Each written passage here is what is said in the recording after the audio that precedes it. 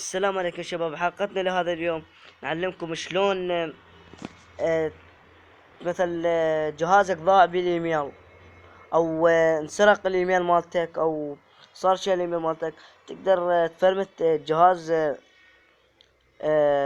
اللي عنده الايميل. مثلا الجهاز اللي بالايميل يتفرمت. راح تدخل على هذا الموقع قدامكم شباب، هذا الموجود عندكم، ندخل عليه. هنا راح ندوس عملية بحث.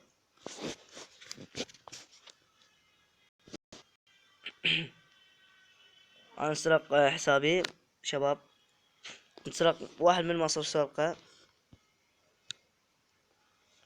اني باش قدامكم شلون راح اسوي بيه، ارد له اصدار صايم.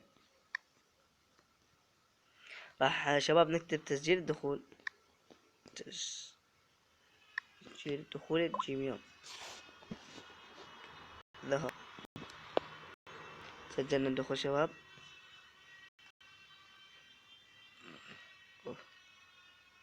تسجيل الدخول الى حسابات الجيميل.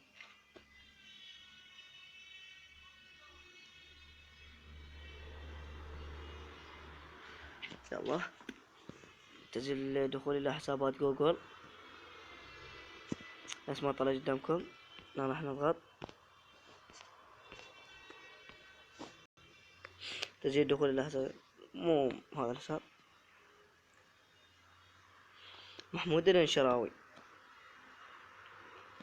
محمود الانشراوة شباب. هذا في ايميل مالتي بس ما ادري شلون سرقه شباب. راح اكتب العثور على هاتفك، هاي الشباب مال الهاتف. راح تدوس الخطوة الأولى.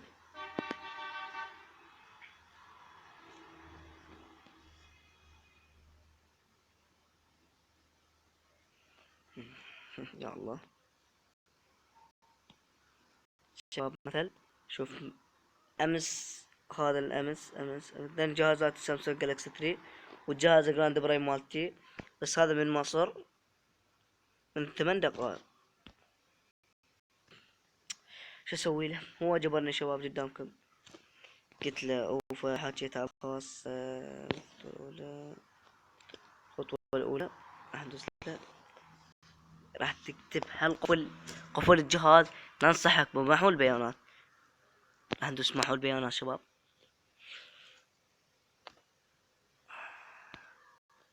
محو البيانات، نعم أريد محو البيانات. هل ترغب في محو جميع البيانات؟ يؤدي هذا إلى إعادة تعيين إعدادات المصنع على جهاز. سيتم حذف تطبيقات ووصولك مقاطع موسيقى وإعداداتك إلى جهاز أندرويد. شباب المهم الجهاز قدامكم. هكتب له نعم أريد محو البيانات.